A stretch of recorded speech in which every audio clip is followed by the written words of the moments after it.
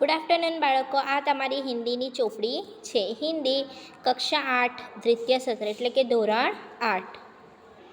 तो देखिए हमारा पाठ 4 जिसका नाम क्या है, कर्मयोगी लाल बहादुर शास्त्री, और ये पाठ के लेखक कौन है, शंकर दयाल शर्मा. तो बच्चों सबसे पहले हम क्या देखते हैं कि जो कर्मयोगी लाल बहादुर शास्त्री है उसका साहित्य प्रकार.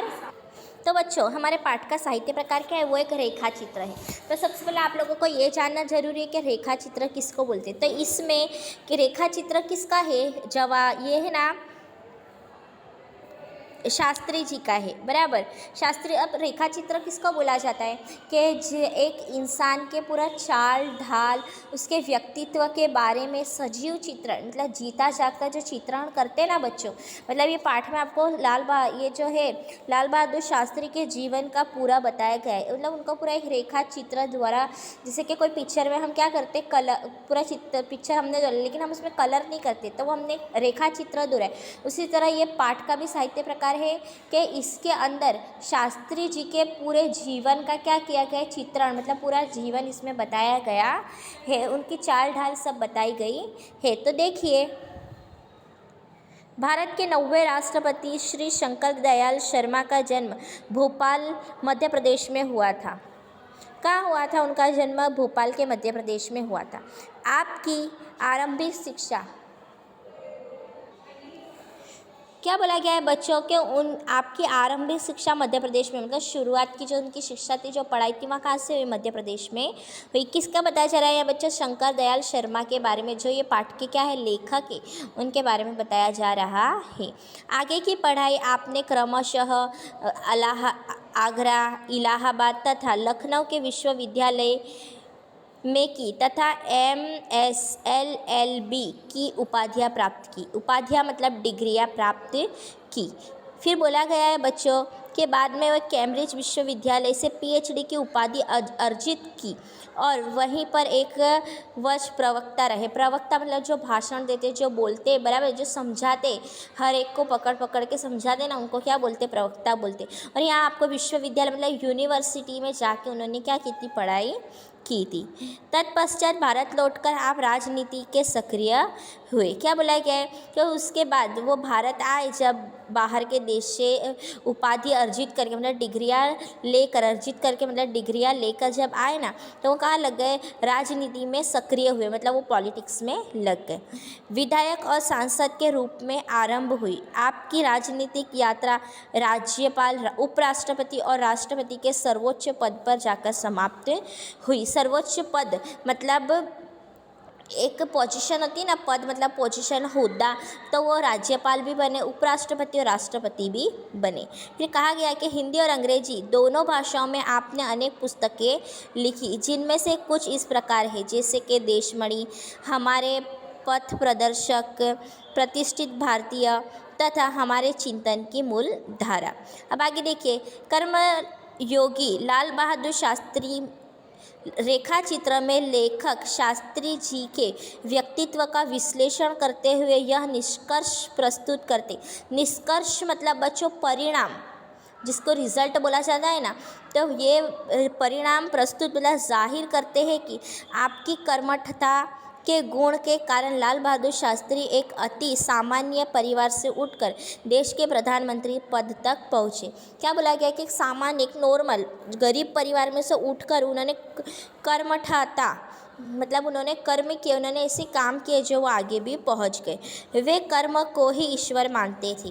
कर्म के प्रति अटल आस्था एवं संपूर्ण समर्पण उनके जीवन विकास का मूलधार था. क्या बोला गया है? अपने कर्म के प्रति अपना मतलब उनके काम जो करते थे, अटल आस्था, मतलब जिसको कोई टाल ना सके, जिसको कोई डगमगा नहीं सके, ऐसी वो आस्था, ऐसी श्रद्धा रखते थे. और संपूर्ण समर्पण, उसके लिए उनको जो भी समर्पण, जो भी त्याग करना पड़े, संपूर्ण समर्पण मतलब वो सब कुछ त्याग कर देते थे. जीवन विकास उनका मूलधार था.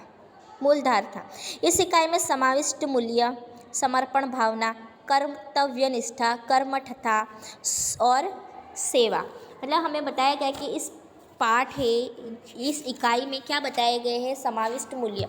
तो बोला है समर्पण भावना, मतलब शास्त्री जी की समर्पण भावना, क्या उन्होंने त्याग किया, समर्पण किया। कर्तव्य निष्ठा, वो कर्तव्य के प्रति कैसी निष्ठा, कैसी श्रद्धा धराते थे।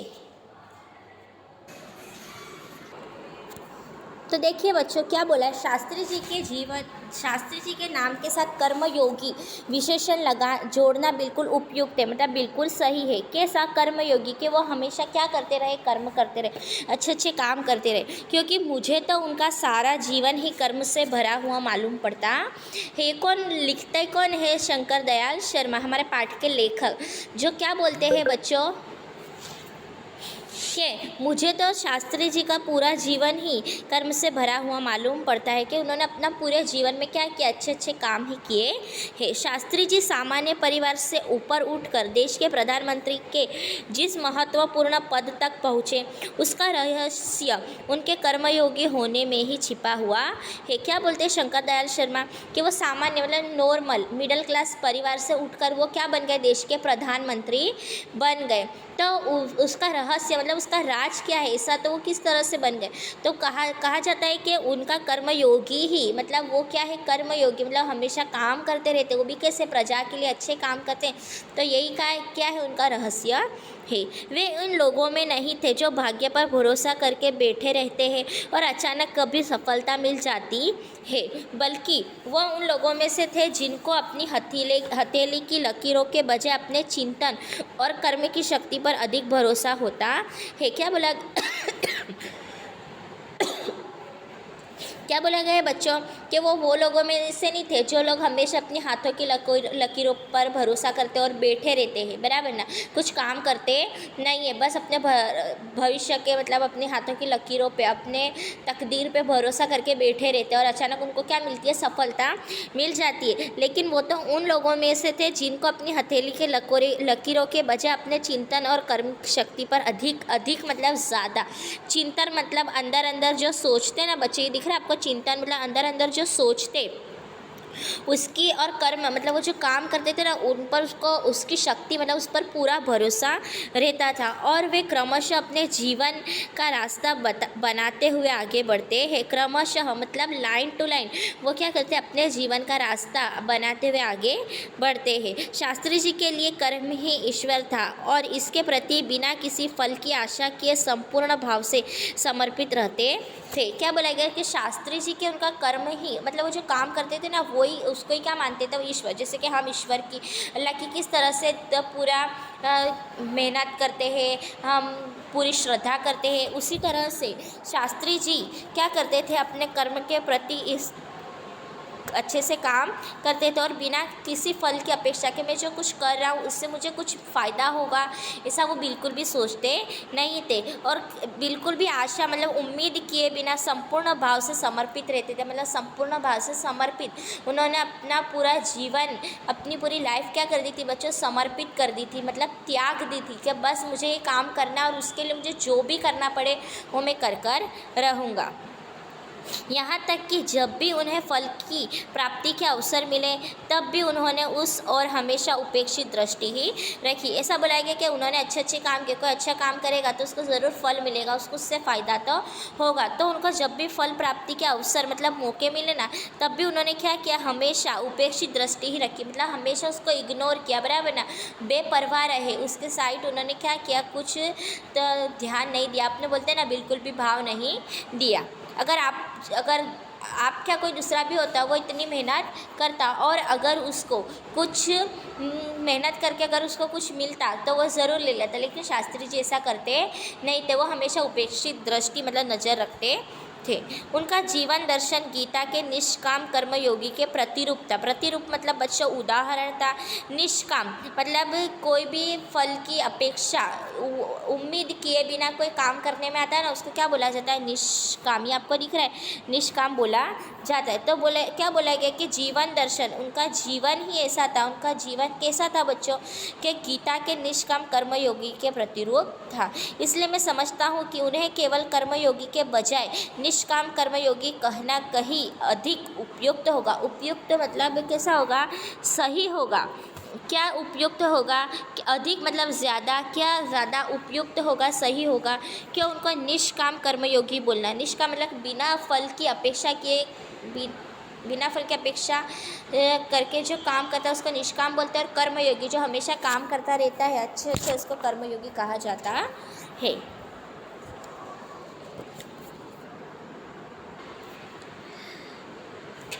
अपने उद्देश्य के प्रति दृढ़ आस्था, उस उद्देश्य को प्राप्त करने के लिए कर्म का भाव तथा उस कर्म के लिए संपूर्ण समर्पण, ये 3 बातें मुझे उनके संपूर्ण चरित्र तथा जीवन दर्शन में दिखाई पड़ती है। क्या क्या लिखते हैं बच्चों शंकर दयाल शर्मा के जीवन दर्शन। सबसे पहले तो जीवन दर्शन मतलब जीवन में देखने वाली चीज़ें, बराबर ना, जो उनके जीवन में दिखती है। दर्शन मतलब देखना, उनके जीवन में दिखती है। कौन सी 3 चीज़ें दिखती थी?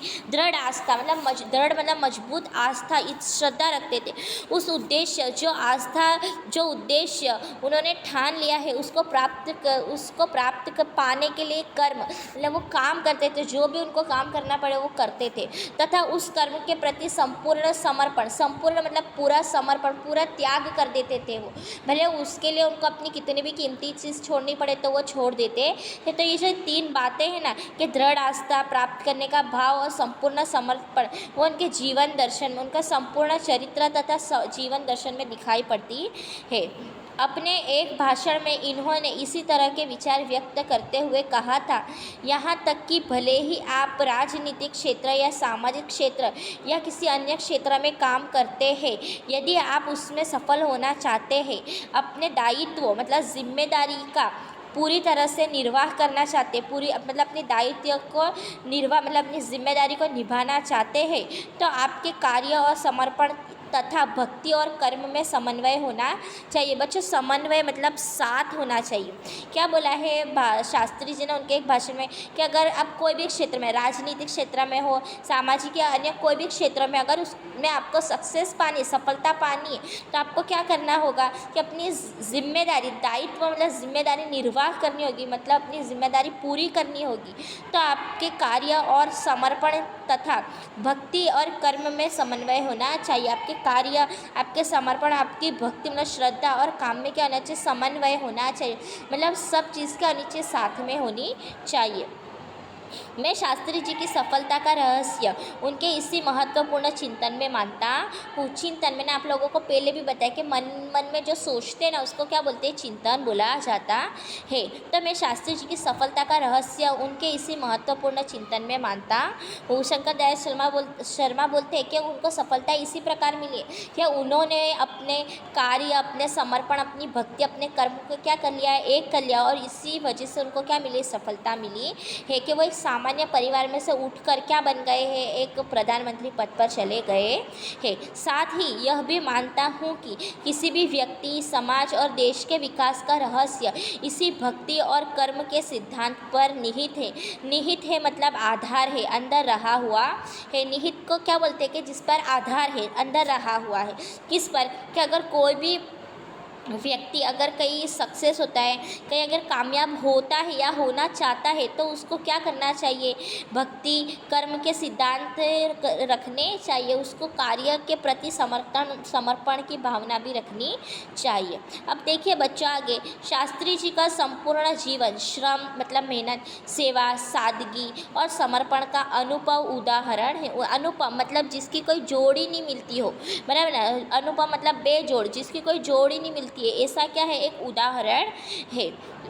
उनके ये गुण केवल उनके विचार, उनके कार्यों और विचारों में ही अभिव्यक्ति नहीं पाते थे, बल्कि उनको देखने से ही इन भावों का एहसास हो जाता था। क्या बोला गया है? कि इनके ये जो गुण है ना बच्चों, जिसके श्रम, सेवा, सादगी, समर्पण, इनके जो गुण है ना, सिर्फ उनके विचारों में ही अभिव्यक्त मतलब नज़र नहीं आती थी। क्या बोला? अभिव्यक्ति नहीं पाते थे, मतलब सिर्फ उनके विचार मतलब वो जब बोलते थे तो वो उनके विचार ही बाहर निकालते थे मुँह द्वारा, मन की फीलिंग को मुँह द्वारा बाहर निकालते थे, ज़बान द्वारा बाहर निकालते थे। तो ऐसा बोला गया कि कि सिर्फ उनके विचारों से नहीं बल्कि उनको देखकर भी एहसास होता था कि भाई शास्त्री जी के अंदर श्रम है, सेवा है, सादगी और समर्पण जैसे गुण है। उनके अपने व्यक्तित्व में विचारों का अनोखा समन्वय था। उनका व्यक्तित्व मतलब उनका एक जो कैरेक्टर था ना, तो अनोखा मतलब अलग ही क्या था, एक अलग ही समन्वय था, एक अलग ही जुड़ा हुआ था। वे जो कुछ कहते थे वही करते थे, वो जो भी बोलते थे वही करते थे। आज के नेता की तरह नहीं कि वो बोलते कुछ और करते कुछ है। जो कुछ भी करते थे वह एकमात्र राष्ट्र लाभ की भावना से प्रेरित होकर करते थे। क्या बोला गया है बच्चों, जो भी करते थे राष्ट्र लाभ मतलब देश को उससे क्या हो, लाभ हो, इसी भावना से करते थे। मुझे लगता है कि यह उनके चरित्र की एक बहुत बड़ी विशेषता थी, जिनके कारण देशवासी उन पर इतना अधिक विश्वास करते थे और उन्हें चाहते भी थे। क्या बोलते हैं शंकर दयाल शर्मा के यही क्या है, उनके चरित्र, उनके कैरेक्टर की एक बहुत बड़ी विशेषता है, एक विशेष अलग है।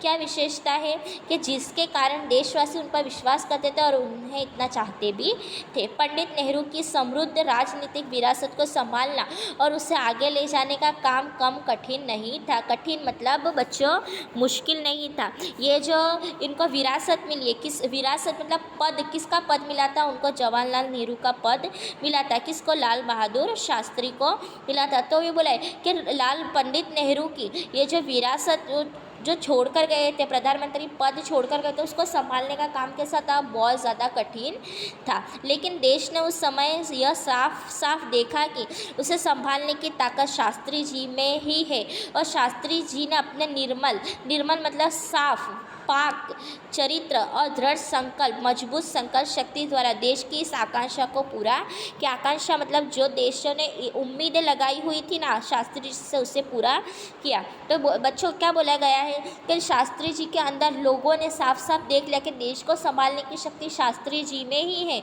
और उन्होंने अपने निर्मल चरित्र और दृढ़ संकल्प शक्ति मतलब वो जो बोलते थे वही करते थे, और वो जो भी करते थे वो देश की सेवा के लिए, देश को लाभ पहुँचे, फ़ायदा उसी लिए करते थे। तो बोला गया कि देश की इस आकांक्षा को मतलब इस उम्मीद को पूरा किया।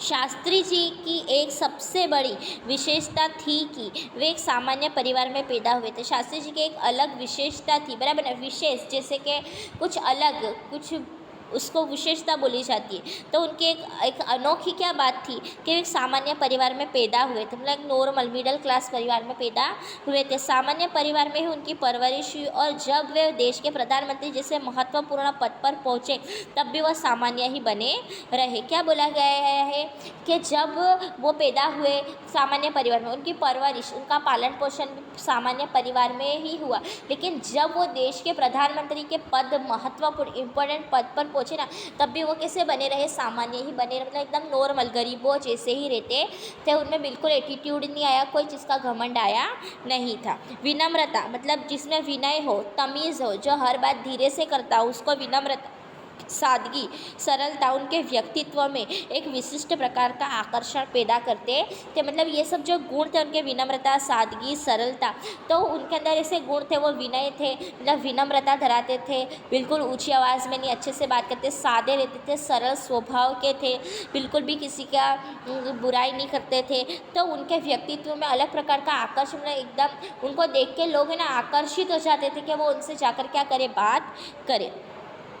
इस दृष्टि से शास्त्री जी का व्यक्तित्व बापू के अधिक करीब था। इस दृष्टि मतलब ये नज़र से देखा जाए तो बापू भी ऐसे ही थे, विनम्र थे, सादगी वाले थे, सरलता वाले थे। तो अगर हम देखने जाए तो उनका व्यक्तित्व भी कैसा था, बापू के जैसा था। बापू मतलब गांधी बापू जैसा था। फिर कहा गया है कि और कहना न होगा कि बापू से प्रभावित होकर ही सन 1921 में उन्होंने अपनी पढ़ाई छोड़ी थी। क्या बोला गया है कि बापू से प्रभावित होकर, मतलब गांधी बापू जो देश में आंदोलन चला रहे थे उससे वो क्या हो गए थे, प्रभावित हो गए थे, मतलब उनके ऊपर आंदोलन का असर हुआ था। तो उन्होंने सन 1921 में बच्चों अपनी पढ़ाई भी छोड़ दी थी। फिर क्या बोला गया बच्चों, शास्त्री जी पर भारतीय चिंतकों जैसे कि डॉक्टर भगवान दास तथा बापू का कुछ ऐसा प्रभाव रहा कि कुछ ऐसा असर रहा कि वह जीवन भर उन्हीं आदर्शों पर चलते रहे और तथा औरों को इसके लिए प्रेरित करते रहे।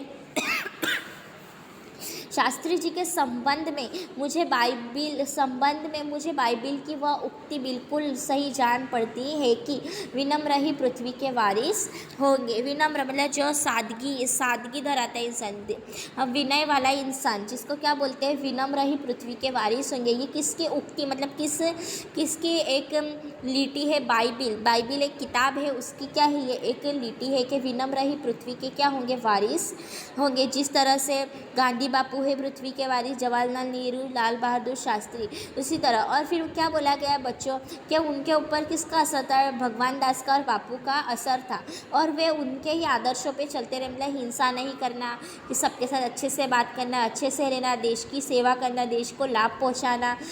तो वो उनसे ही प्रेरित वो खुद वही आदर्श पे चलते थे और लोगों को भी क्या करते थे, उसके लिए ही प्रेरित करते थे कि तुम भी ऐसा करो। बस आज के लिए इतना ही। अब हम आगे के भाग में देखेंगे।